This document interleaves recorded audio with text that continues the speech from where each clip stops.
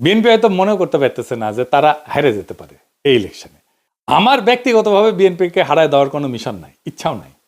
আমি আগামীতে এমন একটা বাংলাদেশ চাই যে এমন একটা পলিটিক্যাল ব্যবস্থা চাই যাতে সরকারি দল বিপুল চাপের মধ্যে থাকে জনগণের, তার ফলে সে বাকশাল হয়ে উঠতে না পারে, দুর্নীতির যে একই কাহিনী সে আবার শুরু করতে না পারে আওয়ামী লীগের মতো।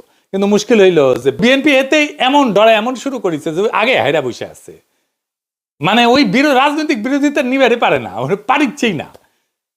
মানে দেশের অবস্থা এমন যে আমি যদি জামাতের আমির হইতাম তাহলে চাইতাম বিএনপি এই টার্মে ক্ষমতা আসুক, পড়বি বিএনপি গাড্ডায় পড়বি, যেই আসুক সে গাড্ডায় পড়বি, তারপরে পরের টার্মে আমি সেল চালায় ক্ষমতা চলে যাবো। আবার এই সময় শর্ট করে লিগ ঢুকে পড়ে কিনা সেটা আবার একটা চিন্তা। কিন্তু দেখা যাইতেছে বিএনপি তো বিরোধিতা, রাজনৈতিক বিরোধিতা সামলাইতেই পারে না, ওটা শিখেই নেই, ওটা পলিটিক্যাল পার্টি না।